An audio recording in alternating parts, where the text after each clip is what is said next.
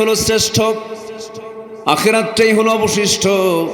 এই দুনিয়া ক্ষণস্থায়ী, আখিরাত হলো চিরস্থায়ী।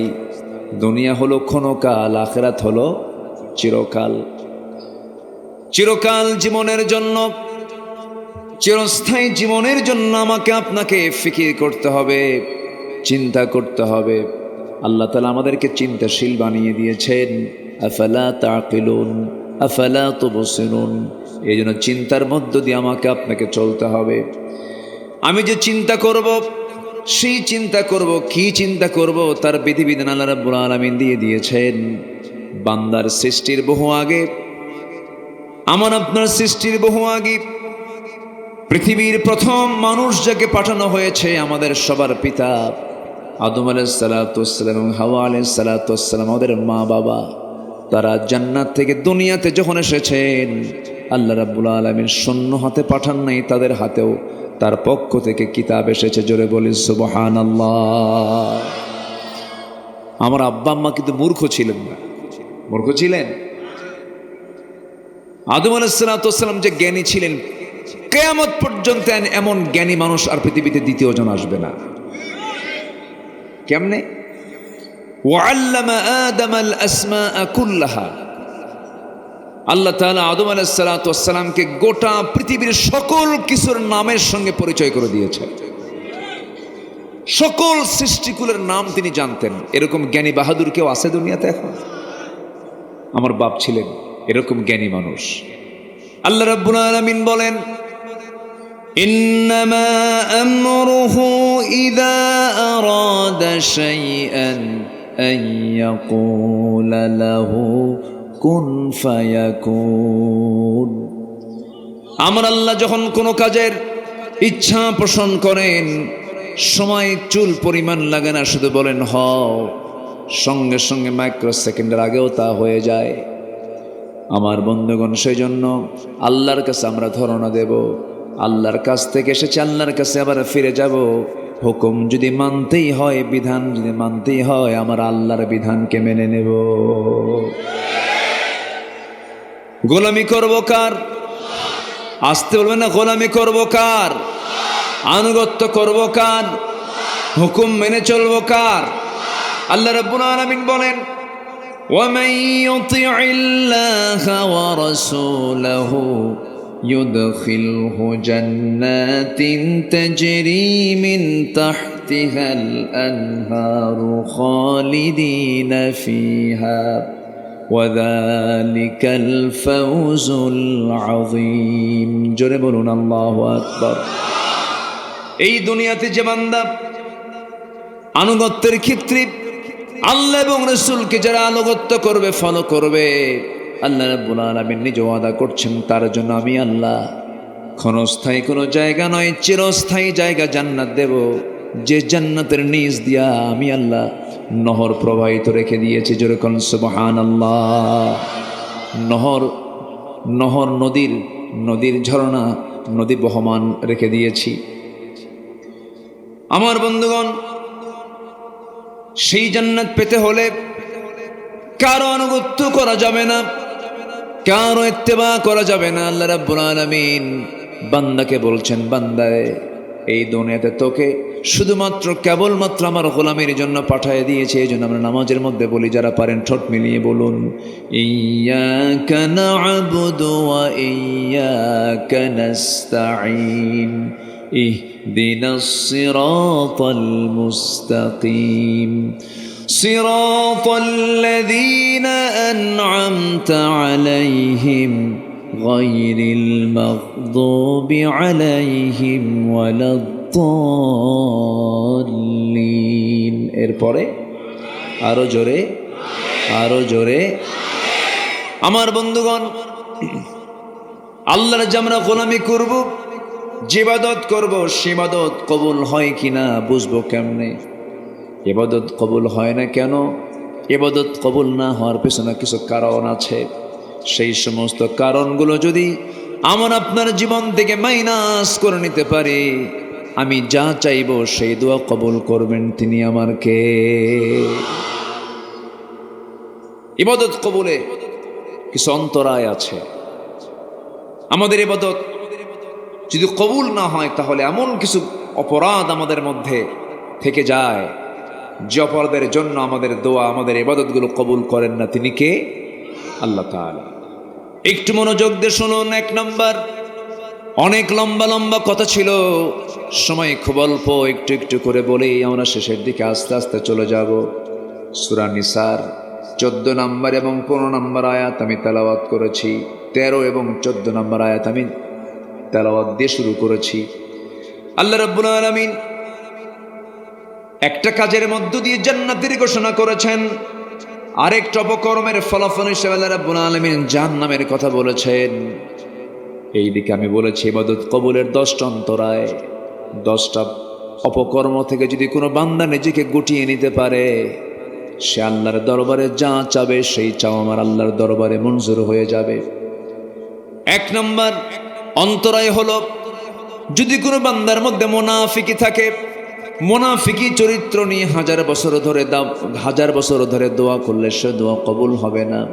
আল্লাহ রাব্বুল আলামিন মুনাফিকদের ব্যাপারে বলছেন, وَمِنَ النَّاسِ مَن يَقُولُ آمَنَّا بِاللَّهِ وَبِالْيَوْمِ الْآخِرِ وَمَا هُمْ بِمُؤْمِنِينَ। জোরে বলুন আল্লাহু আকবার। মুনাফিকদের চরিত্র আরেক জায়গায় বলছেন, وَإِذَا لَقُوا الَّذِينَ آمَنُوا قَالُوا آمَنَّا وَإِذَا خَلَوْا إِلَى شَيَاطِينِهِمْ قَالُوا إِنَّا مَعَكُمْ إِنَّمَا نَحْنُ مُسْتَهْزِئُونَ। জোরে বলুন আল্লাহু আকবার। ঈমানদারদের চরিত্র হলো এক দলের সঙ্গে মিশে বলে আমি তোমার সাথেই আছি, আবার যখন তারা আড়াল হয়ে যার এক দলের সঙ্গে যখন মিশে তখন বলে আমরা তোমার সাথেই আছি। দুই দিকেই থেকে যায়, কিন্তু মূলত সে কোনো দলেরই না। আসতে বলবেন না আছে না নাই? যেদিকে বৃষ্টি সেই দিকে ছাতা। আমার বন্ধুগণ, যুগে যুগে মুনাফিক ছিল। আমার নবীজির আমলেও মুনাফিক ছিল। নবীর পিছনে তারা ইক্তেদা করত। আমার রাসূলকে দেখে দেখে আমার নবীজির বয়ান শুনে শুনে চোখের পানি ফেলে ফেলে কাঁদত। নবীর পিছনে ইক্তেদা পর্যন্ত করেছে, রাসূলকে তারা দেখেছে। কিন্তু নবীর বিরুদ্ধে কত ষড়যন্ত্র করে যুদ্ধের মুখোমুখি বানিয়ে দিয়েছে এই মুনাফিকরা। মদিনার ইহুদি গোত্র বনু নজির, বনু কুরাইজার সঙ্গে কুরাইশদের যোগ সাজস করে দিয়েছে এই মুনাফিকরা। ইসলামের যত বড় ক্ষতি হয়েছে এক কাফেরের দ্বারা, মুশরিকের দ্বারা যত ক্ষতি হয়েছে তার চাইতে বেশি ক্ষতি হয়েছে হলো মুনাফিকের দ্বারা। এই জন্য মুনাফিকদের ব্যাপারে ইসলাম নরম হতে বলেছে না কঠোর হতে বলেছে? মুনাফিক কাকে বলে এটা একটা বিষয়। মুনাফিক কিন্তু কোনো কাফের না, মুনাফিক কিন্তু কোনো মুশরিক না, মুনাফিক কিন্তু অন্য ধর্মের কাউকে বোঝানো হয়নি। মুনাফিক নামাজও পড়বে, মুনাফিক রোজাও রাখবে, মুনাফিক হজও করে, মুনাফিক দান সদকাও করে, কিন্তু এগুলো সব করে হলো তার নিজের স্বার্থের জন্য, আল্লাহর জন্য নয়। আছে কি না? আসতে বলবেন না, আছে কি না? এবং এদেরকে চেনার 1 নাম্বার মানে যে কারণ, এদেরকে চিনতে যে 1 নাম্বার যে তাদের বদগুণ, সেটা হলো এরা ঘন ঘন মিথ্যা কথা বলে। এরকম লোক তো মনে হয় শিবগঞ্জে নাই। আছে? আছে? আছে। তাহলে মিথ্যা কথা বলে মানে, মিথ্যা কথা বলা মানে কি হলো? সে কোন জাত? বলেন বলেন বলেন, কোন জাতে গেল? মুনাফিক গ্রুপ এসে চলে গেল। এটা কি আমার কথা না আল্লাহর কথা? আল্লাহ রাব্বুল আলামিন বলেন, ইন্নাল মুনাফিকিনা লাকাযিবুন।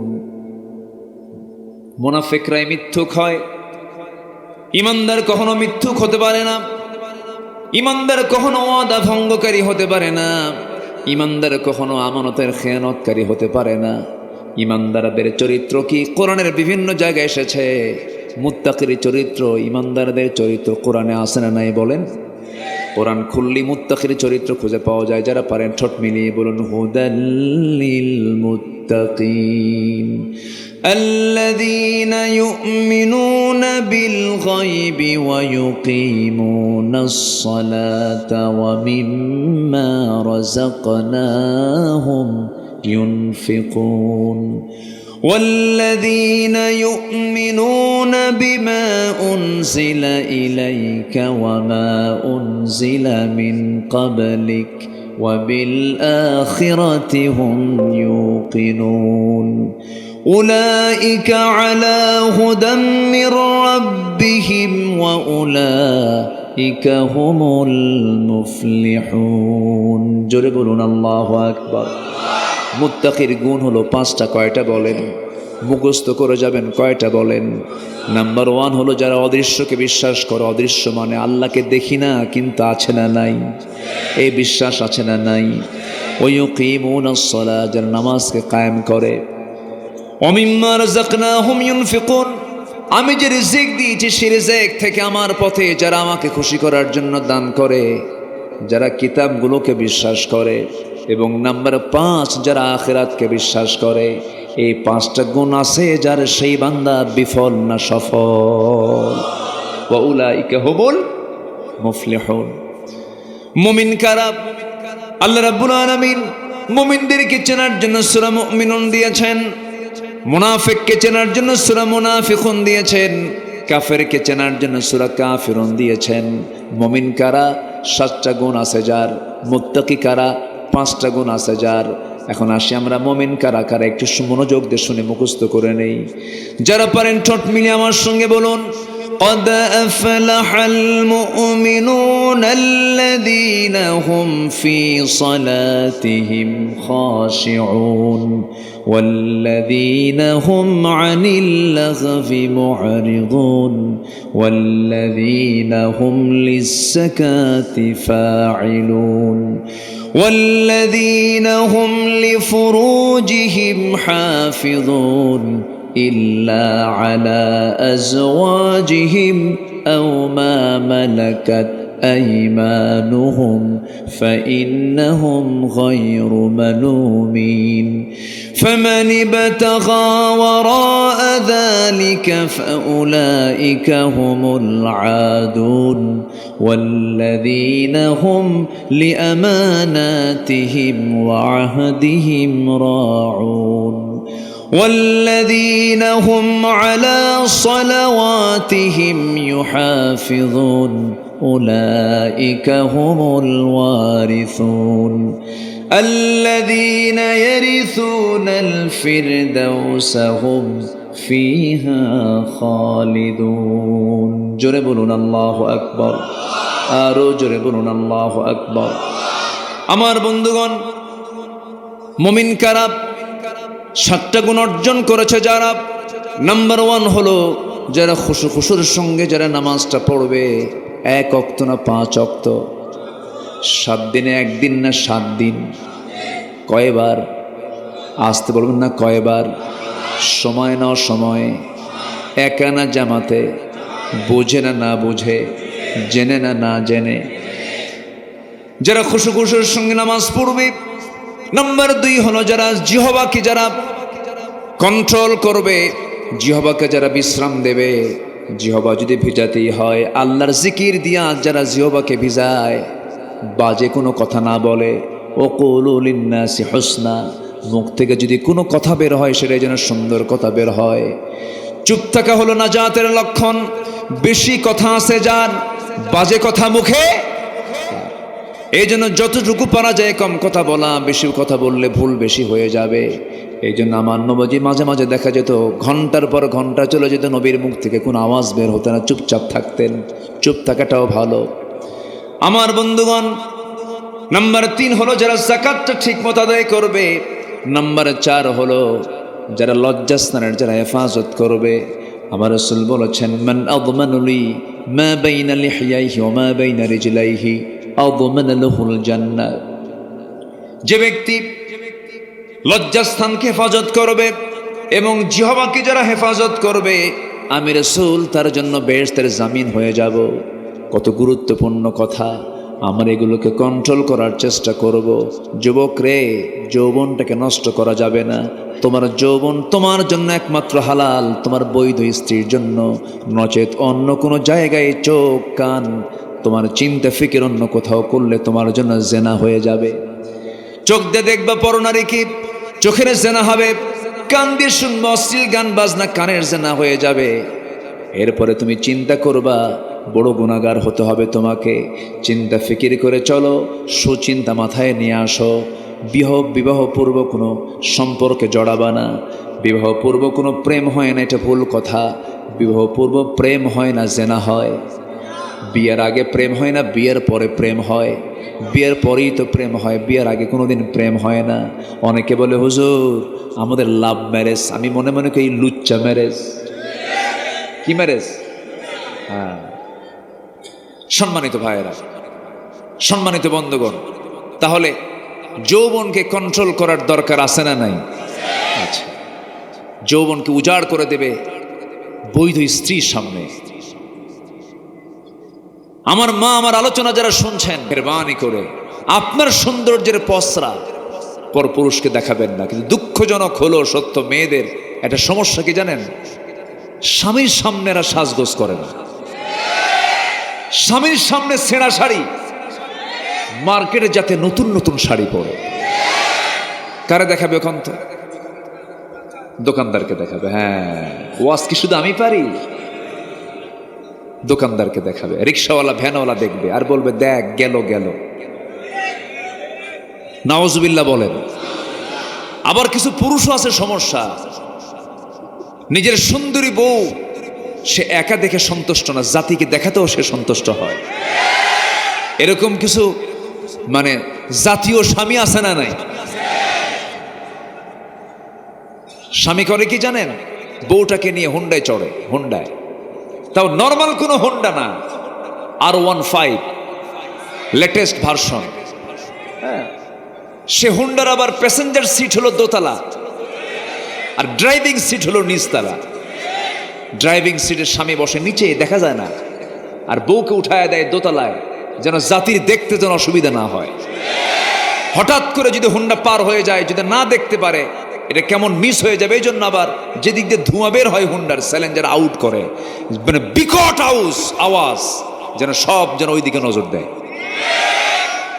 একদম কনসার্ট থেকে ইসরায়েল মোড় পর্যন্ত, রানীহাটি পর্যন্ত এক টান মারল, এক টান মেরে জাতিকে দেখায় দিয়া সন্ধ্যার দিকে মহানন্দার পাশে গিয়ে নদীর তীরে, ভাবতেছেন হুজুর চেনে না এগুলো না?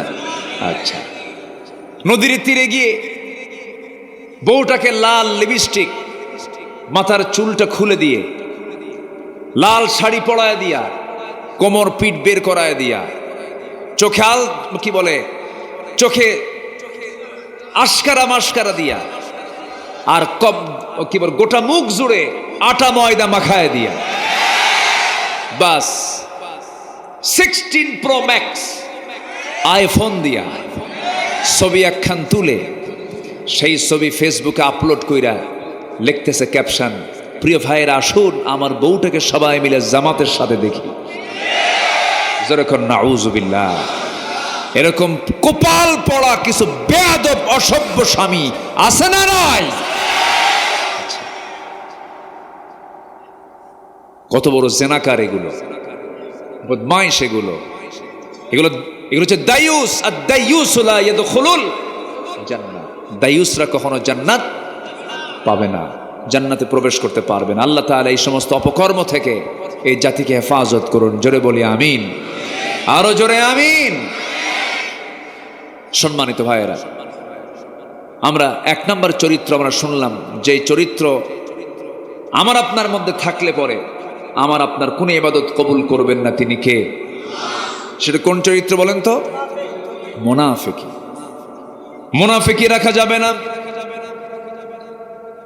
আল্লাহ রাব্বুল আলামিন কাফিরকেও জাহান্নাম দিবেন, মুশরিককেও জাহান্নাম দিবেন, জালিমকে জাহান্নাম দিবেন, ফাসিককে জাহান্নাম দিবেন, কিন্তু কোথাও বলেন নাই তাদেরকে কেমন পরিমাণ শাস্তি দেওয়া হবে। কিন্তু মুনাফিকদের ব্যাপারে কত ভয়ঙ্কর আয়াত নাজিল হয়েছে। যারা পারেন ঠোঁট মিলিয়ে বলুন, ইন্নাল মুনাফিকিনা ফিদ দারকিল আসফালি মিনান নার ওয়ালা তাজিদ লাহুম নাসীরা। মুনাফিকদের জন্য জাহান্নামের সর্বনিম্ন স্তর, সবচেয়ে নিম্ন স্তরে তাদেরকে রাখা হবে, জাহান্নামটা উদ্বোধন করা হবে মুনাফিককে দিয়া। কারণ মুনাফিকের দ্বারা ইসলামের যত বড় ক্ষতি হয়েছে যুগে যুগে, একজন কাফের মুশরিকদের দ্বারা এত বড় ক্ষতি হয় নাই। এরকম মুনাফিক আমার দেশে আছে না নাই? আসতে বলবেন না, আছে না নাই? মুনাফিককে চেনা যায় নামাজে নয়, মুনাফিককে রোজায় চেনা যায় না, মুনাফিককে দান সদকায় চেনা যায় না। মুনাফিককে যদি চিনতে হয়, দেখবেন এরা কখনোই জীবন দেওয়ার মানসিকতা নেবে না। এরা মানুষকে পাঠায় দেবে, কিন্তু যত যত যত রক্ত লাগে সব দিয়ে দেব, প্রয়োজনে লোক পাঠাবো, আমি যাব না। এরা কি? আরো যেরকম এরা কি? মুনাফিক। যত রক্ত লাগে দেব, প্রয়োজনে লোক পাঠাবো, আমি যাব না। মুনাফিককে নামাজে চেনা যায় না, মুনাফিককে রোজায় চেনা যায় না, মুনাফিককে হজে চেনা যায় না, মুনাফিককে চেনা যায় হলো জিহাদের ময়দানে। ওরা জিহাদে যাবে না, মরতে রাজি নাই। আন্দোলন করব, নেতা হব, কিন্তু মরবো না। অনলাইন থেকে ব্রিফ করে, ভাইরা আমার যুদ্ধে নামুন। উনি দেশের বাইরে আছে না নাই? আমার রাসূল এমন নেতৃত্ব দেননি। আমার রাসূল ছিলেন জিহাদের ময়দানে পিছনে না আগে? মার খেয়েছেন কম না বেশি? বেশি। সম্মানিত ভাইয়েরা, আমার নবী উহুদের ময়দানে সবচাইতে কণ্টকাকীর্ণ একটা জিহাদের ময়দান ছিল উহুদের ময়দান। এত কঠিন একটা যুদ্ধ। আমি যখনই মদিনায় যাই, উহুদের প্রান্তরে আমি না গেলে ভাল লাগে না, আমি চলে যাই। আহারে, ওই ময়দানে আমার নবীর দুটো দাঁত ভেঙে পড়েছিল। ওই যুদ্ধের ময়দানে আব্দুল্লাহ বিন জাহাসের কান কেটে নেওয়া হয়েছিল, নাক কেটে নেওয়া হয়েছিল, চোখ তুলে নেওয়া হয়েছিল, পা কাটা হয়েছিল। সাইয়্যিদুশ শুহাদা আমির হামজা রাদিয়াল্লাহু তাআলা আনহুর বুক চিড়ে কলিজা বের করে ফেলা হয়েছিল। উহুদের রক্তাক্ত প্রান্তর আমার নবীজি রওনা দিলেন। মদিনা থেকে মাত্র 3 মাইল দূরে কুরাইশরা এই মুনাফিকদের যোগসাজশে, ইহুদিদের চক্রান্তে কুরাইশদেরকে হাজির করা হলো।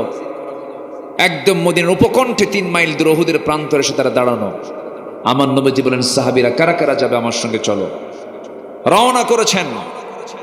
মাঝখান থেকে মুনাফিকরা বলল, এই অসম যুদ্ধে আমরা যাব না, ওদের 3000 আমাদের 1000, এই যুদ্ধে আমরা যেতে পারবো না। মুনাফিক কিছু সব নবীর পিছন থেকে সব কেটে পড়লো। নামাজে কেটে পড়ছে না জিহাদে কেটে পড়ছে? কোথায় বলেন? এরকম কেটে পড়া ময়দান থেকে কিছু লোক ইতিপূর্বে আমার দেশেও ছিল কিনা বলেন? ছিল কিনা বলেন? এখনো যে নাই তা না, এখনো আছে। আমার বন্ধুগণ, আমার নবীজি বললেন, তোমরা কেউ যদি আজকে আমার সঙ্গে যুদ্ধে না যাও, তবু আমি একা হলেও বাতিলদের মোকাবেলা আমি দাঁড়িয়ে গেছি। সাহাবে কেরামকে সঙ্গে করে নিয়ে আমার নবীজি উহুদ প্রান্তর পর্যন্ত পৌঁছে গেলেন। প্রচণ্ড দ্বিপ্রহর, প্রচণ্ড রোদ চলছে। সাহাবে কেরামকে নিয়ে যখন যুদ্ধ শুরু হয়ে যাবে, মুসলমানদের প্রাথমিক বিজয় প্রায় হয়ে গেছে, যুদ্ধ শেষ হয়েছে মনে করে আমার নবীজি সাহাবে কেরামকে কিছু দায়িত্ব দিয়েছিলেন। এর মধ্যে বিশেষ দায়িত্ব হলো, একটা চিকন গিরিপথ ছিল, গলিপথ ছিল। 50 জন তীরন্দাজকে হাতের মধ্যে তীর ধনুক নিয়ে বললেন, তোমরা এই জায়গায় বসে থাকো, এই গলিটা পাহারা দিবা, এই চিকন রাস্তা তোমরা পাহারা দিবা, কোনো ক্রমে যেন এই দিক দিয়ে শত্রুপক্ষ আক্রমণ না করতে পারে। আমার পরবর্তী নির্দেশ না আসা পর্যন্ত তোমরা এই জায়গা কখনো ত্যাগ করবা না। কিন্তু যুদ্ধ যখন থেমে গেছে, যুদ্ধ আর চলছে না, ওই 50 জন তীরন্দাজ মনে মনে ভেবেছেন, যুদ্ধ যেহেতু শেষ, এখানে থেকে আর লাভ কি? সেই জায়গা ত্যাগ করা মাত্রই সেই সময় অতর্কিত হামলা করে বসেছে কুরাইশরা। ওই দিক দিয়ে অতর্কিত হামলা করে তাদের মূল লক্ষ্য ছিল, সবার সঙ্গে আমাদের যুদ্ধ করার দরকার নাই, সবার বিরুদ্ধে আমাদের লড়াই করার দরকার নাই, তরবারি ধরার দরকার নেই, একজন ব্যক্তিকে শেষ করলে সব খতম হয়ে যাবে। রসুলকে তারা টার্গেট করলো, দূর থেকে বৃষ্টির মতো তীর মারা শুরু করে দিয়েছে। আমার নবীজির মাথা থেকে পা পর্যন্ত ঝাঁঝরা করে দিয়ে তারা রসুলকে দুনিয়া থেকে বিদায় করার প্ল্যান নিয়েছিল। সাহাবিরাও কম না, 10-12 জন সাহাবী তরবারি হাতে নেওয়ার সময় পান নাই, দৌড় মেরে এসে নবীর চতুর্দিকে প্রাচীরের মতো দাঁড়িয়ে গিয়ে বলতেছে, ইয়া রাসূলুল্লাহি, যত তীর লাগবে আমাদের গায়ে লাগবে, কিন্তু আল্লাহর কসম করে বলি একটা তীর আপনার গায়ে আমরা লাগাতে দেব না। নবীজির চতুর্পার্শ্বে তারা প্রাচীরের মতো দাঁড়িয়ে গেলেন। তীরগুলো আসতেছে, কিছু কিছু সাহাবীর গায়ে লাগে, কারো বুকে লাগে, কারো হাতে লাগে, কারো পায়ে লাগে। এক সাহাবীর চোখের মধ্যে তীর ঢুকে গেছে, ফিনকি দিয়ে রক্ত পড়া শুরু হয়ে গেছে, চোখটা উপরে গিয়ে হাতের উপরে হাতের তালুতে পড়ে আছে। আমার রাসূল বলেছেন, কাতাদা আমার দিকে আগায় রে। আমার নবীজি সেই পতিত চোখটা হাতের মধ্যে নিয়ে মুখের থুতু দিয়া চোখের জায়গায় লেপন করে দিলেন, আগের চোখের মতো স্বাভাবিক হয়ে গেল। আমার নবীজির মুজিজা প্রকাশ পেয়ে গেল। তীর মারতেছে, এক পর্যায়ে দেখা গেল 10 জন সাহাবীর 9 জনই দুনিয়া থেকে বিদায় নিয়েছেন, মাত্র একজন সাহাবী দাজানা রাদিয়াল্লাহু তাআলা তার নাম। রাসূলকে জড়িয়ে ধরে বলছেন, ইয়া রাসূলুল্লাহি, যত তীর আমার গায়ে লাগুক আপনার গায়ে আমরা একটাও লাগাতে দেব না। আমার বন্ধুগণ, শেষে দেখা গেল রাসূলকে বাঁচাতে গিয়া ওই সাহাবীর পিঠের ভেতরে 1-2টা তীর বিদ্ধ হওয়ার দাগ নয়, 70 থেকে 80টি তীর বিদ্ধ হওয়ার দাগ ফুটে উঠেছে। পিঠটা চালনার মতো হয়ে গেছে, খোঁচা খোঁচা হয়ে গেছে। আমার নবীজি সম্পূর্ণ একাকী অবস্থায় পড়ে গেলেন। ইবনে কাইমিয়া নামে একজন কাফের হাতের মধ্যে পাথর নিল, নিকটবর্তী জায়গা থেকে নবীর মাথা বরাবর একটা পাথর মেরে দিয়েছে। মাথায় ছিল হেলমেট, হেলমেটের চিকন ফলা, ভিতর থেকে চিকন লোহার ফলা কপালের মধ্যে গেঁথে গেল। আরেকটা আঘাত মেরেছে, দাঁত ভেঙে পড়ে গেল। আরেকটা আঘাত মেরেছে, শিরস্ত্রাণের চিকন লোহা নবীর গালের মধ্যে গেঁথে গেছে। একই মুখের ভিতরে 3টা আঘাত, কপালে, গালে, মুখে। আমার নবীজি মুখ থুবড়ে জমিনে পড়ে গেলেন, মুখে রক্তগুলো গড়ে গড়ে পড়ে বিশ্ব নবীর মুখ থেকে। আমার নবীজি মুখ থুবড়ে জমিনে পড়ে গেছেন, নবীর পাশে কেউ নাই। নবীর মুখে রক্ত দিয়ে জমিন রক্ত রঞ্জিত হয়ে গেছে, জুব্বাগুলো লাল হয়ে গেছে। নবীর পাশে কেউ নাই রে। চতুর্দিকে কাফেররা গুজব রটায় দিয়েছে, কতিলা মুহাম্মদ, রাসূল নিহত, মুহাম্মদ নিহত। পাগল সাহাবী ওমর ফারুক রাদিয়াল্লাহু তাআলা খুব পাগলের মতো ছোটাছুটি করছেন আর বলছেন, যে দুনিয়াতে রাসূল বেঁচে নাই সেই দুনিয়াতে আমারও বাঁচার দরকার নাই। তরবারে দিয়ে আবার যুদ্ধ শুরু করে দিয়েছেন। সাইয়েদনা আলী রাদিয়াল্লাহু বিচক্ষণ সাহাবী ছিলেন, মনে মনে চিন্তা করছেন, না না, রাসূল মারা যেতে পারেন না। এই চিন্তা মাথায় নিয়ে তন্ন তন্ন করে ওহদের প্রান্তর খুঁজতেছেন। খুঁজতে গিয়ে দেখেন আমার নবীজি মুখ থুবড়ে জমিনে পড়ে আছেন, চেহারাগুলো বিকৃত হয়ে গেছে, চেনা যাচ্ছে না, রক্তে লাল হয়ে গেছে, দাড়িগুলো লাল হয়ে গেছে। আমার নবীজিকে দেখি সাইয়েদনা আলী বলছেন, ইয়া রাসূলুল্লাহ, ওই মক্কার কুরাইশ আপনাকে এত কষ্ট দিল, আপনি তাদের জন্য লানত করুন। রাসূল বলছেন, আলী রে, লানত করার জন্য আমি আসি নাই, তবে একটা কথা আলী জেনে রেখে দিও, আমার দেহ থেকে যখন এই জমিনে রক্ত ঝরেছে, বেশি দিন দূরে নয় আলী, এই জমিনে আল্লাহর দিন কায়েম হয়ে যাবে। আমার নবীজিকে সেই জায়গা থেকে সাইয়েদনা আলী, আরেকটা বর্ণনায় পাওয়া যায় আরেকজন সাহাবী ওবাইদুল্লাহ, এই সাহাবী, এই 2 জন যে কোনো একজন আমার রাসূলকে কোলের মধ্যে উঠায় নিলেন। কোলের মধ্যে উঠায় নিয়ে দৌড় মেরে নিয়ে চলে গেলেন রুমা পাহাড়, ওহদের পাহাড় থেকে একটু উঁচা জায়গায়, সেই জায়গায় তাকে শোয়া দিলেন। আমার নবীজির মাথায় লোহা, কপালে লোহা, গালে লোহা, সামনের 2টা দাঁত পড়ে গেছে, রক্তগুলো গড়া এখনো বন্ধ হয় নাই, রক্ত পড়া বন্ধ হয় নাই। নবীর পাশে কেউ নাই। একজন সাহাবী নবীর পাশে বসে ডুকরে ডুকরে কাঁদতেছেন, তার নাম হচ্ছে ওবাইদ ইবনুল জাররা রাদিয়াল্লাহু তাআলা আনহু। নবীজির মাথায় বিদ্ধ হওয়া লোহাটা হাতের মধ্যে নিয়ে টান মারেন, কিন্তু খোলে না। আমার নবীজি শব্দ চিৎকার করছেন, তিনি চিন্তা করছেন লোহাটা কেমন করে বের করে, আসতে বের করলে নবীজি কষ্ট পাবেন, কেমন করে বের করে চিন্তা করতে করতে হঠাৎ করে তার দাঁতটা লোহার সঙ্গে লাগায় দিয়েছেন। আস্তে টান মারলে দাঁত ক্ষতি হতো না, কিন্তু দাঁতের দিকে না তাকায় এমন একটা জোরে টান মারলেন, চট করে তার সামনের 2টা দাঁত ভেঙে পড়ে গেল, লোহাটা বের হয়ে আসলো। রাসূল বলছেন, ওবাইদা রে, তোমার দাঁত তো তুমি নষ্ট করে ফেললে, কি দরকার ছিল, আস্তে টান মারলেও তো খুলে আসতো। ওবায়দা বলছেন, হুজুর দাঁত কেন, কলিজা ছিঁড়ে দেব, আপনার জন্য আমার কোনো কষ্ট হবে না।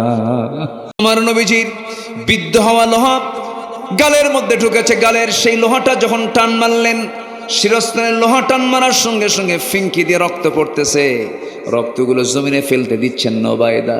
হাতের অঞ্জলি বলে রক্তগুলো রসুলকে না দেখায়া দেখায়া আড়াল করে করে চুষে চুষে পান করছিলেন। রসুল বলছেন, ওবায়দা রে, না বলে বলে কি পান করো হুজুর, আপনার রক্ত জমিনে কোথায় ফেলবো, খাচ্ছি। রসুল বলছেন, যে দেহে আমার রক্ত প্রবাহিত, সেই দেহটা কোনোদিন আল্লাহর জাহান্নামে যেতে পারে না। আমার নবীজি হাইয়ান মাজরুহান, বেঁচে থাকলেন কিন্তু জখম অবস্থায়, কপালে ব্যান্ডেজ লাগাইয়া দিয়েছেন, রক্তগুলো গড়া এখনো বন্ধ হয় নাই। নবীজির সামনের দুটো দাঁত ভেঙে পড়ে আছে। আমার নবী উহুদের দাঁত হারিয়েছেন দিন কায়েমের জন্য। খন্দকের প্রান্তরে কোদাল মারতে মারতে, পরীক্ষা খনন করতে করতে কোমরটা কুঁজো হয়ে গেছে। বাকি সারা জীবন আমার নবীজি কুঁজো হয়ে হেঁটেছেন, দাঁত হারা রসুল দাঁত হারা অবস্থায় থেকেছেন। আমার ভাইয়েরা, বিশ্বনবীর দেহ থেকে যদি দিন কায়েমের জন্য রক্ত ঝরাতে হয়, কোমর হারাতে হয়, দাঁত দাঁত ভাঙতে হয়, এখনো 5 আগস্টের পরে আমরা বিজয় মনে করছি, মূল বিজয়টা নয়। মূল বিজয় হচ্ছে সেই দিন কায়েমের জন্য যদি নবীজির দেহ থেকে রক্ত ঝরাতে হয়, দাঁত ভাঙতে হয়, কোমর হারাতে হয়, আমাদের দেশেও যদি আল্লাহর জমিনের দিন কায়েমের জন্য যদি রক্ত ঝরাতে হয়, জানমাল দিতে হয়, সবাইকে রাজি আছেন? রাজি আছেন কারা কারা? হাত উঁচু করে দেখান মুসলমান।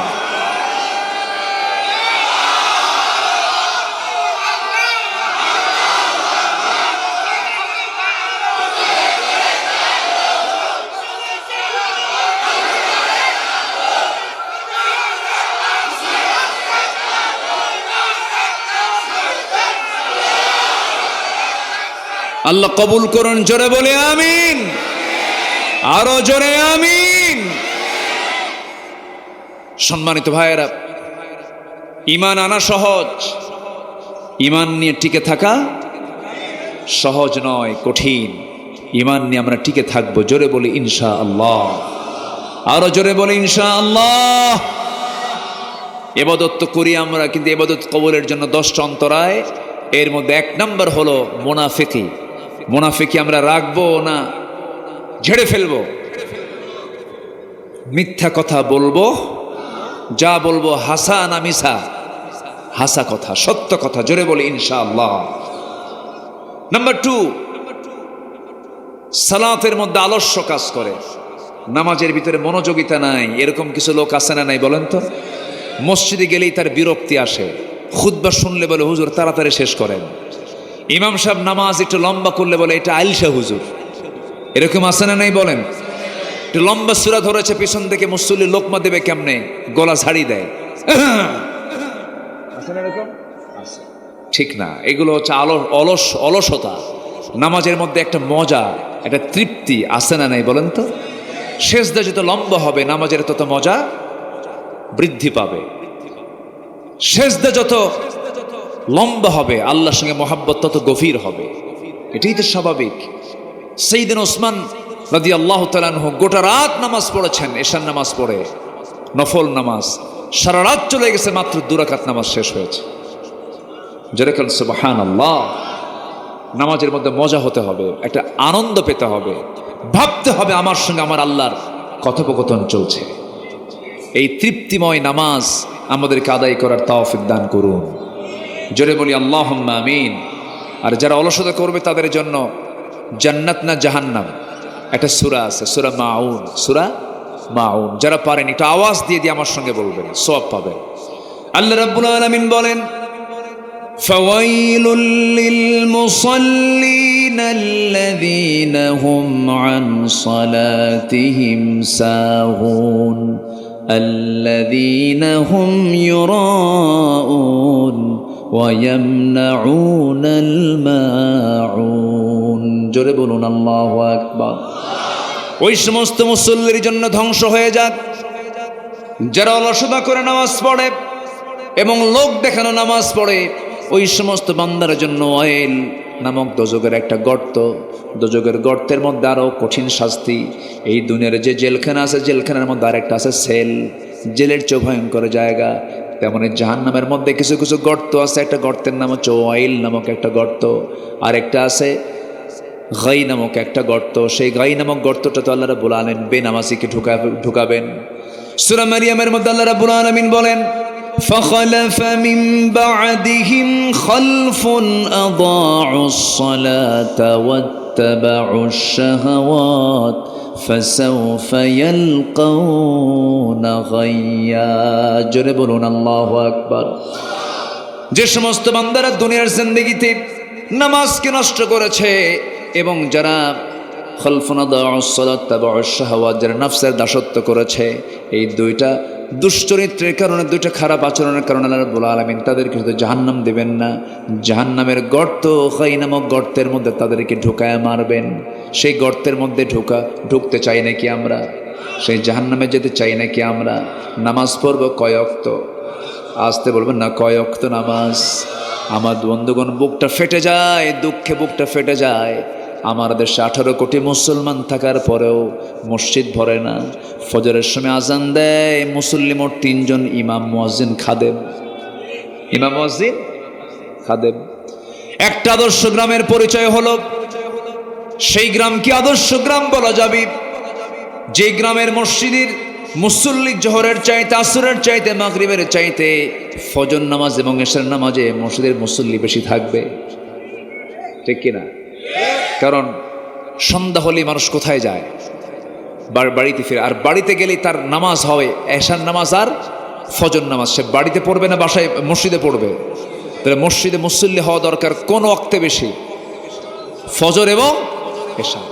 আমার রাসূল বলেছেন, যদি কোনো বান্দা ফজর এবং এশার নামাজ যদি জামাতের সঙ্গে আদায় করতে পারে, মহান রব্বুল আলামিন বলেন, আমার রাসূল বলে দিয়েছেন, সেই বান্দার জন্য আমার আল্লাহ গোটা রাত কিয়ামুল লাইল করলে পরে, নামাজ পড়লে পরে যে সওয়াব তার সমান সুবহান রব্বুল আলামিন তার আমলনামায় দিয়ে দেন।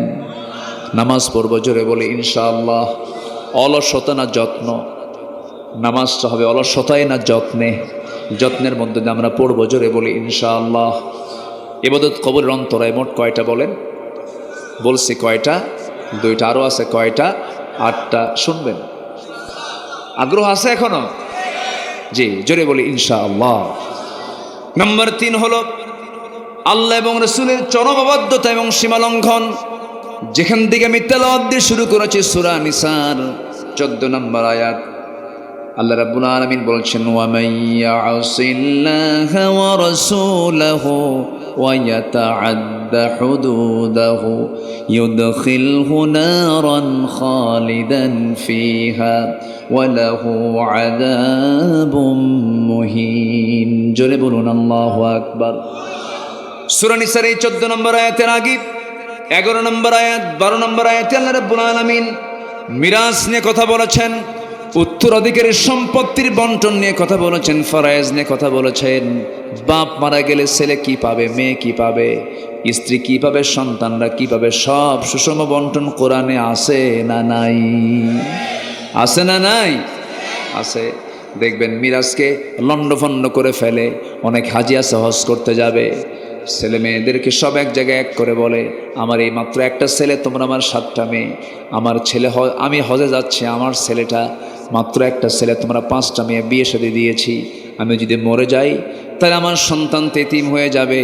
অতএব আমার মেয়েরা, আমার মৃত্যুর পরে তোমরা যে সম্পত্তিগুলো পাবে জীবদ্দশা আমার ছেলের নামে তা লিখে দাও। এই বুড়ার হজ করার দরকার আছে নাকি? হজ করার দরকার আছে? দেখেন কি কত বড় অপকর্ম করে সে হজে যেতে চায়। এরকম কিন্তু বহু বদমাইশ বুড়া আছে। আসতে বলবেন না, আছে না নাই? এক ছেলেকে কম দেয়, আরেক ছেলেকে বেশি দেয়। আছে কি না? এগুলো মনে হয় চাপাই টাপাই নাই, এগুলো আছে। এগুলো আছে। এক ছেলেকে 300 বিঘা বাগান দেয়, আরেক ছেলেকে 2 বিঘাও দেয় না। আছে কি না? এগুলো হারাম। এগুলো কি হারাম? মেয়েকে দেয় না, মেয়েকে ঠকায়।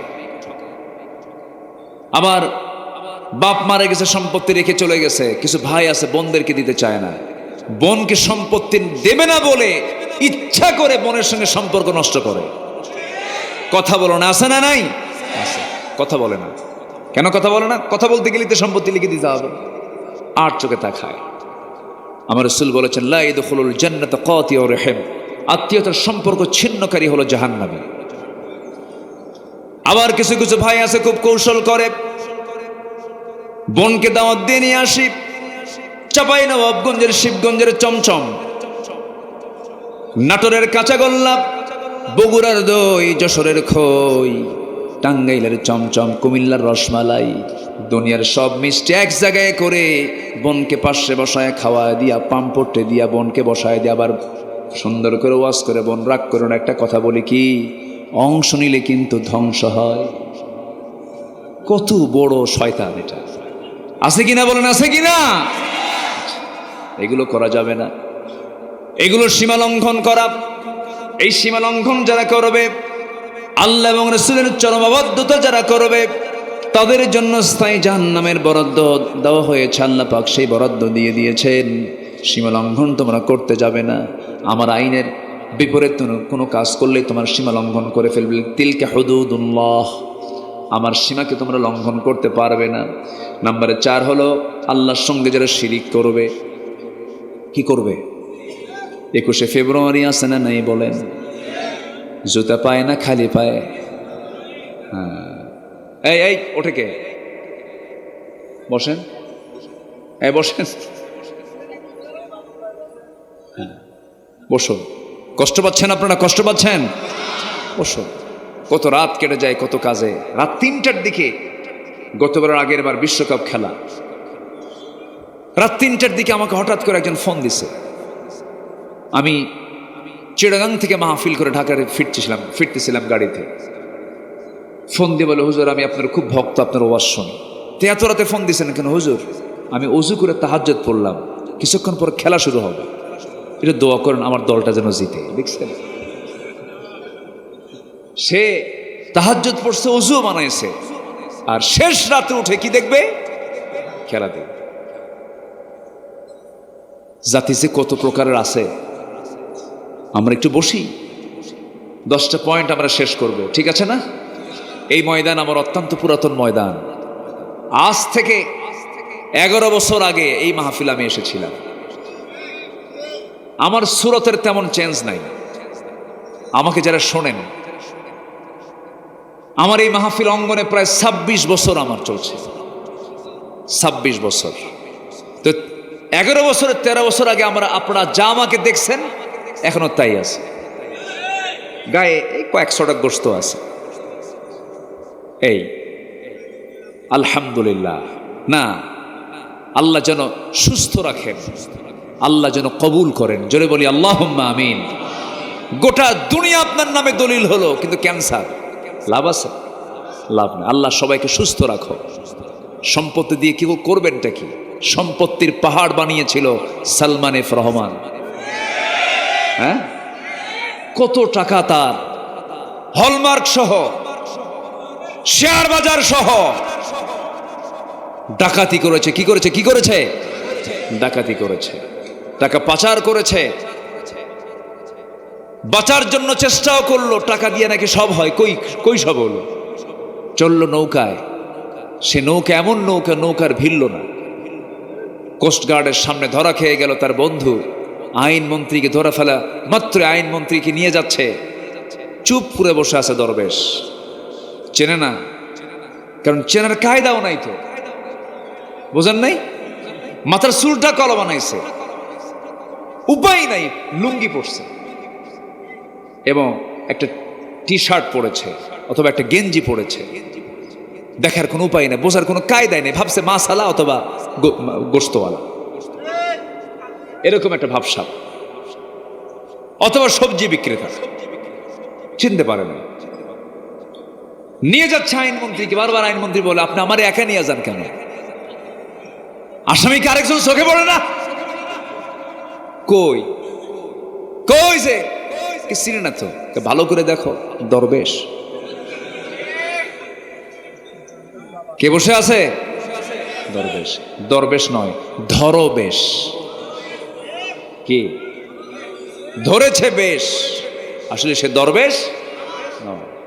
যুবকরা, আতি পাতি নোংরা গাঁজা খায়, বিড়ি খায়, চাঁদাবাজি করে, সন্ত্রাসী করে যে দলের লোকেরা, আসলে পরেই ফুটবল মারবো, ফুটবল। রাজি আছো সবাই? এগুলোর দিন শেষ। ঘুরে দাঁড়াও, তুমি একজন একা বাংলাদেশ। কোন সন্ত্রাসী চাঁদাবাজির কোন স্থান এই জমিনে হবে না। তোমাদের রক্ত ঝরেছে, তোমার ভাই মুগ্ধ পানি লাগবে পানি লাগবে বলে বলে শাহাদত বরণ করেছে।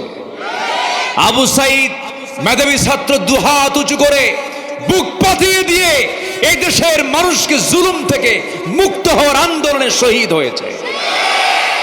আবার কিছু মুফতি বের হয়েছে, এরা কি আসলেই শহীদ? তুই কি?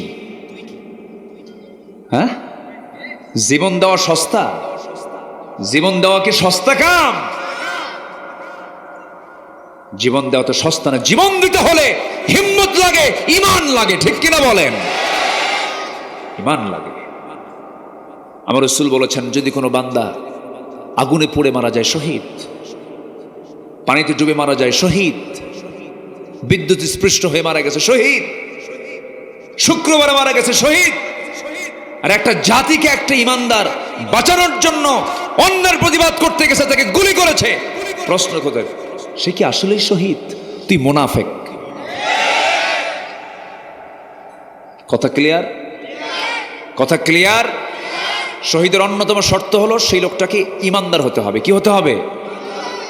আমার দেশে যদি হিন্দু শহীদ হয়, শহীদ আনন্দ কুমার মহন্ত, এক জায়গায় লেখা দেখি, লেখা আছে শহীদ আনন্দ কুমার মহন্ত, হিন্দু শহীদ হয়। হিন্দুদের পরিভাষায় কিন্তু শহীদ কোন শব্দ আছে কোন? তাদের পরিভাষায় তো নাই, জোর করে বানায়। আমার দেশে কিছু উল্লুক ভাল্লুক আছে না নাই? আমার দেশে খতিবের পদ জোর করে আদায় করে। এক খতিব জোর করে আদায় করছিল। 5ই আগস্টের পর নিখোঁজ সংবাদ, খতিব নাই। কি নাই? নিখোঁজ সংবাদ কি নাই? খতিব নাই। মসজিদের খতিব উধাও নাই, নাই নাই নাই নাই নাই। 2 সপ্তাহ পর সাঙ্গপাঙ্গন একটু হাজির হয়েছিল। কি বলে?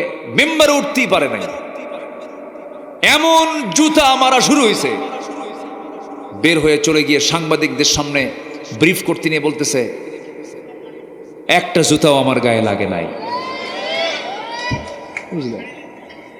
এই হচ্ছে এদের অবস্থা। লজ্জা শরম থাকলে কি এগুলো করে? যুগে যুগে মোনাফেক ছিল, এখনো টুপিওয়ালা কিছু মোনাফেক আছে। টুপিওয়ালা দাড়িওয়ালা কিছু মোনাফেক আছে না নাই? ওদের এলেমও আছে, কিন্তু এলেমটা কাজে লাগাই হলো বাতিলদের সঙ্গে। আছে কি না? আছে। এদেরকেও চিহ্নিত রাখা দরকার। বিগত 16 বছর যারা সবচেয়ে বেশি সুযোগ সুবিধা গ্রহণ করেছে, অবশ্যই তাদের মধ্যে ভেজাল আছে। মাত্র 5 আগস্টের মাত্র কয়েকদিন আগে এই দেশের এত শত দল থাকার পরেও একটা দলকে নিষিদ্ধ করেছে। শুধু কয়টা দল? আরো ইসলামী দল আছে না নাই? আরো ইসলামী দল আছে না নাই? কোন দলকে নিষিদ্ধ হয়েছিল? কয়টা দল নিষিদ্ধ হয়েছিল? ওরা ঠিকই হক চেনে। তুমি হক চিনো না, বাতিল কিন্তু ঠিকই হক চেনে। কোন ইসলামী দল তার কাছে মনে হয় না ইসলামী দল, এটাই দল ইসলামী, এটাই নিষিদ্ধ করতে হবে। এটা ইসলামী দল, গতানুগতিক ইসলামী দল নয়। ওরা কোন ইসলামী দলকে মিন করেনি, তারা ইসলামকে মিন করে ইসলামী দল নিষিদ্ধ করতে চেয়েছিল, ইসলামকে নিষিদ্ধ করতে চেয়েছিল। ইসলামকে নিষিদ্ধ করতে গিয়ে আল্লাহ তাদেরকে নিষিদ্ধ করে দিয়েছেন। কথা ক্লিয়ার? কথা ক্লিয়ার? আগুনে ফু দিলে আগুন নিভে যায়, আগুনে ফু দিলে আগুন দ্বিগুণ দ্বিগুণ জ্বলে ওঠে। ওরা ফু দিয়েছিল নিভানোর জন্য, কিন্তু সেটা ফু দিয়ে নিভে নাই, দ্বিগুণ দ্বিগুণ জ্বলে ওঠে। সব দিল্লি গিয়ে পড়ে গেছে।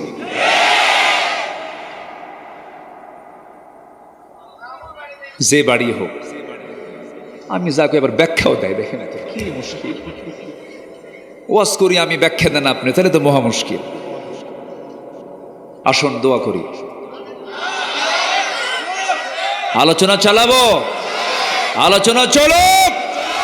হুজুর মরুক যে হ্যাঁ, পয়েন্ট। যারা তাফসীর শুনতে আসেন তাদের খোরাকটা এখনো রয়ে গেছে। আল্লাহর ইবাদতে আমাদের এমন কিছু অপকর্ম আছে যে ইবাদতটা আল্লাহর দরবার পর্যন্ত পৌঁছে না। এর মধ্যে অন্তরায় হলো 10টা, বলেছে 3টা। নাম্বার 4 হলো আল্লাহর সঙ্গে শিরিক করা। শনিবারে বাঁশ কাটা যাবে না।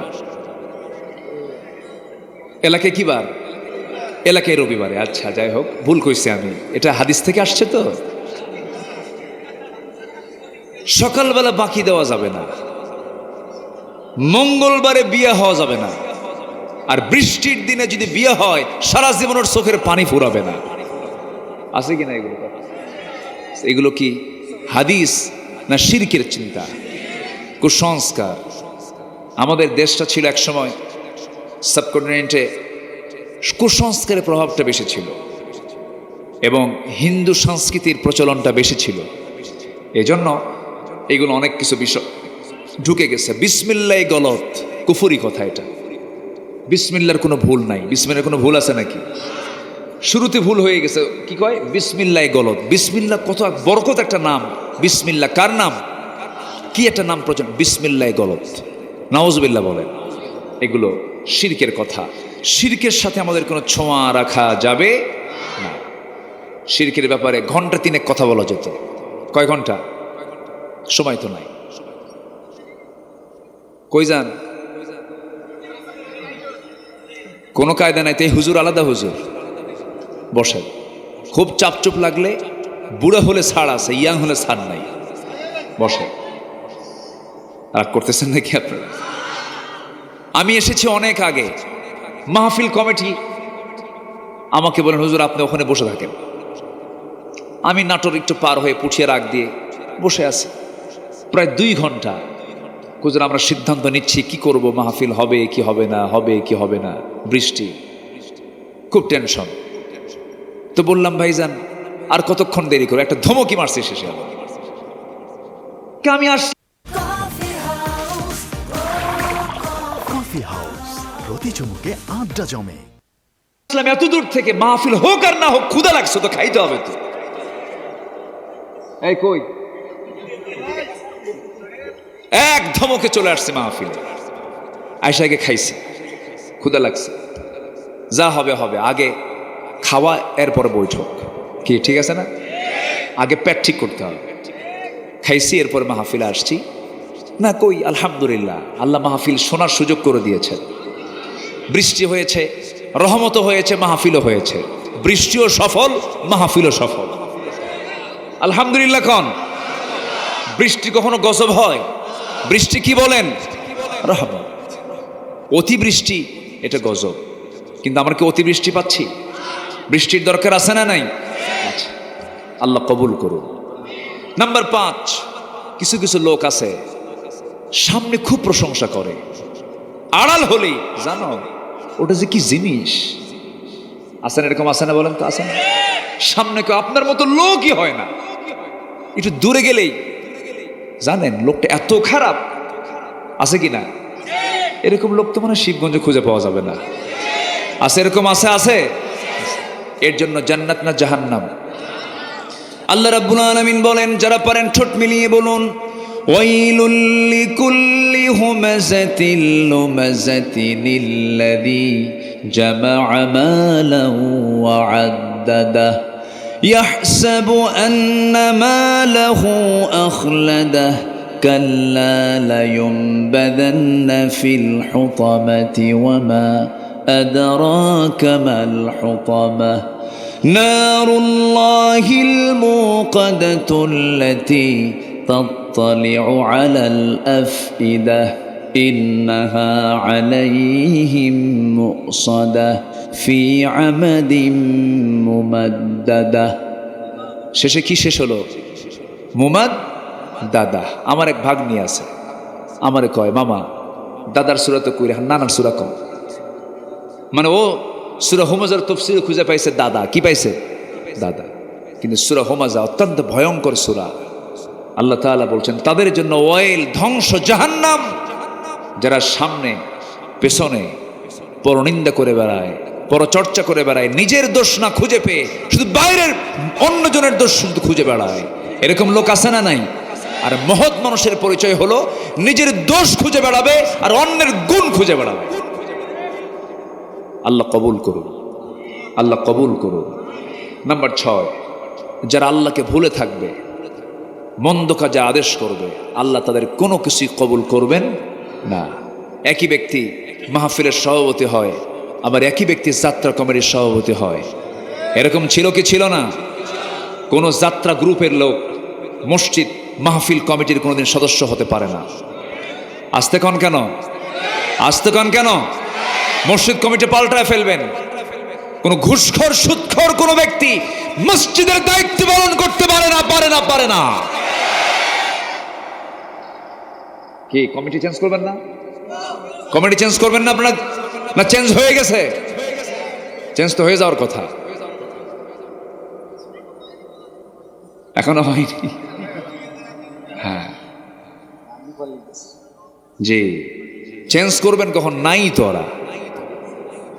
নাম্বার 7, শয়তানের যারা পদাঙ্ক অনুসরণ করবে, মানে নামাজও পড়ে ওইদিকে যে বোতলও খায়। বোতল পার্টি আছে না নাই বলেন তো? আছে। সারা বছর বোতল খায়া রমজান মাসে একটা হুজুর ভাড়া করে। হুজুর ভাড়া করে বলে, হুজুর আল্লাহ তোমাকে অজস্র টাকা পয়সা দিচ্ছে, চলেন একটু মক্কায় যাই। মক্কা যায়া একদম টোটাল রমজান মাস হুজুরকে একদম মানে পুরা মানে রিজার্ভ করে নিয়ে চলে গেছে। হুজুর এমন দোয়া দিবেন, দোয়ার ঠেলায় যেন আমার চোখের পানি চট করে বের হয়ে যায়।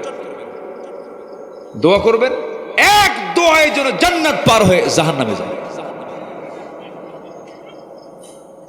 গোটা রমজান চোখের পানি ফেলায় কান্দা কুন্দা মক্কা শরীফ ভিজায় থুইয়া দেশে আসার পর ঈদের দিন সন্ধ্যার সময় মদ খায়া 3 দিন বেহুশ।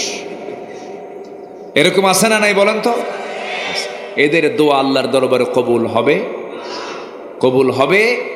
নাম্বার 8, যারা লোক দেখানো কাজ করে। লোক দেখানো, আমি দান করলাম, 1 লাখ টাকা দিলাম, হুজুর আমার নামে একটা স্লোগানও দিল না, যা আর দানই করব।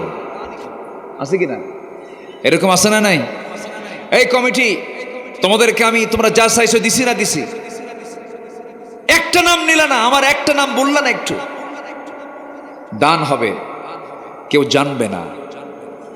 মা তুনফিকু বিয়ামিনিহি, মানে আমার ডান হাত যা দিয়েছে বাম হাত দেখবে না, বাম হাত যা দিয়েছে ডান হাত টের পাবে না। এমন দানবীরকে আল্লাহ তাআলা আরশ আজিমের ছায়ায় জায়গা করে দিবেন। জোরে বলি সুবহানাল্লাহ। আবার দানকে প্রকাশ্য করতে বলা হয়েছে, ইউনফিকুনা ফিস সাররা ওয়াদ-দাররা, যারা গোপনে প্রকাশ্যে দান করবে। প্রকাশ্যে কেন দেবে? ওর দান দেখে আরেকজন উৎসাহিত হয়ে দান করবে। আমরা নিয়তের বিশুদ্ধতা আনবো, জোরে বলি ইনশাআল্লাহ। নিয়তটাকে সহি করব, জোরে বলি ইনশাআল্লাহ। যা হবে আল্লাহর জন্য। কার জন্য? আল্লাহর জন্য। নাম্বার 9 হলো যারা কুফরি করবে। এই কুফরি হালতে যদি কারো প্রার্থনা আল্লাহর দরবারে করে, আল্লাহ তার কোনো প্রার্থনা মঞ্জুর করবেন না। নাম্বার 10 হচ্ছে আল্লাহর সাথে মিথ্যা দৃঢ় অঙ্গীকার করে আবার অবজ্ঞার সঙ্গে তা ভঙ্গ করে। অমিনহুম মান আহাদাল্লাহ, কিছু কিছু লোক আছে যারা আল্লাহর সঙ্গে ওয়াদা করে, আবার কিছুক্ষণ পর তা আবার ভেঙ্গে ফেলে।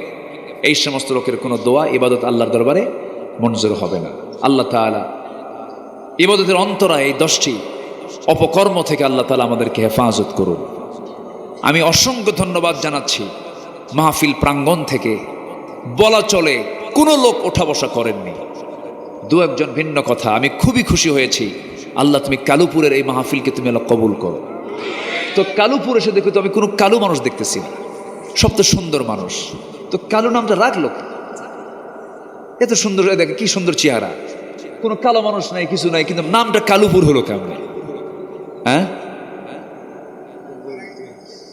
হয়তো আগের কোনো লোক ছিল কালু, এই জন্য কালুপুর হয়ে আছে। এই ওঠে কেন?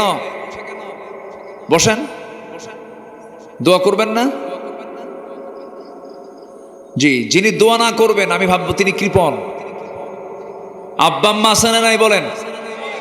আব্বা আম্মার জন্য যে দোয়া করে না সে কি মানে উদার সন্তান না কৃপণ সন্তান? আব্বা আম্মার জন্য দোয়া করবো আমরা। দোয়া থেকে কেউ মাহরুম হবেন না। সবাই বসেন। আজকে 1টা বেজে গেছে, আমি মাহফিল শেষ করে ফেলি 11টার মধ্যে। বড় জোর সেখানে 1টা বেজে গেল, কেউ ওঠেন নাই। আমার কাছে এটাকে একটা ইতিহাসের মতো মনে হচ্ছে যে মানুষ এত রাতে আলোচনা শোনে। আমি যদি আরো 1 ঘন্টা 2 ঘন্টা চালাতাম মনে হয় বসেই থাকতেন আপনি। আবার হবে।